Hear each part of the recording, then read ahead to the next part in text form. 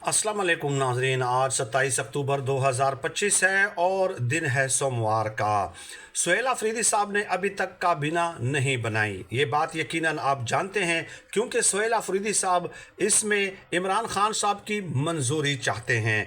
वफाक और इस्टेब्लिशमेंट का प्लान ये है कि सुहेल अफरीदी साहब को नाकाम बनाने के लिए ये मुलाकात ना करने दी जाए, ताकि उनके काबीना बनाने का अमल ताख़ीर का शिकार होता रहे। अब आप अंदाज़ा लगा लीजिए कि ये KPK के 4.5 करोड़ आवाम के साथ कितनी बड़ी ज़्यादती है। एक बिल्कुल आईनी और कानूनी जो प्रोसेस है उसको मुकम्मल नहीं होने दिया जा रहा। और दूसरी बात ये भी याद रखें कि सुहेल अफरीदी साहब जब तक काबीना नहीं बनाते उस वक्त तक तहरीक इंसाफ के जो 90 MPAs हैं वो सुहेल अफरीदी साहब के साथ जो है वो इंटीग्रेटेड रहेंगे, मुत्तफिक या मुत्तहिद रहेंगे, क्योंकि 90 ने वोट दिया है। हर एक की ये ख्वाहिश है कि मुझे काबीना में शामिल किया जाए। चुनांचे जब काबीना का अमल मुकम्मल होगा तो कुछ लोग जो हैं उसमें, ज़्यादा तो मैं नहीं कहूँगा, कुछ लोग उसमें ज़रूर नाराज़ होंगे। ये बात एक इस्टेब्लिश्ड फैक्ट है। अब आ जाएं तो इसलिए सुहेल अफरीदी साहब बड़ा स्मार्टली प्ले कर रहे हैं। स्मार्ट मूव है उनका कि मैं इमरान खान साहब की मंजूरी और उनकी इजाज़त से और उनकी मुशावरत से ही, उनके गो अहेड से ही मैं काबीना के नाम फाइनल करूँगा। ये बड़ा स्मार्टली वो प्ले कर रहे हैं। मतलब ज़ाहिर है कोई नए तो नहीं है, उनकी बड़ी कंट्रीब्यूशन है स्टूडेंट तहरीक में, और स्टूडेंट जब थे उस वक्त भी बड़ी कंट्रीब्यूशन थी इनकी तहरीक इंसाफ के लिए। अब इसमें आ जाएं कि कुछ लोग ऐसे होते हैं जो इस्टेब्लिशमेंट के करीब होते हैं, और वो अली अमीन गंडापुर की काबीना में बहुत सारे लोग थे जो इस्टेब्लिशमेंट गेट नंबर 4 से हिदायत लेते थे।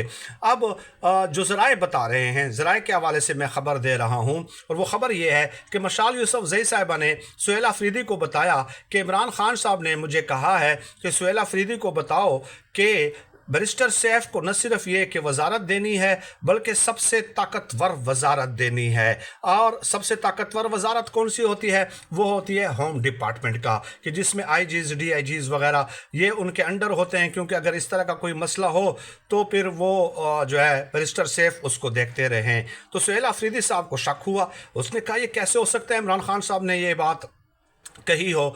मशाल यूसुफजई से तो ये नहीं कहा, लेकिन उन्होंने अपने कुछ बंदों से कहा कि ये इमरान खान साहब से तो मेरी मुलाकात हो नहीं रही, आप ये कंफर्म करके बताएं। तो उनकी फिर कुछ दिन बाद, 1-2 दिन बाद मुलाकात हुई, तो फिर जो है जनाब अली उन्होंने बताया इमरान खान साहब ने कि मैंने तो ऐसी कोई हिदायत नहीं दी हैं।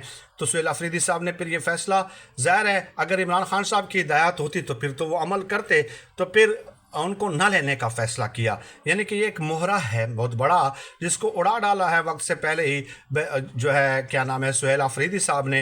नोलटस सी कि जब वो काबीना बनाएंगे इमरान खान साहब बराह रास्त क्या उनसे ये बात करते हैं या नहीं करते कि कोई छोटी मोटी वजारत दे दें या ना दे दें, उस वक्त तो फिर ज़ाहिर है सुहेल अफरीदी साहब को हुक्म तो मानना पड़ेगा, इमरान खान साहब के सामने तो नहीं चल सकती।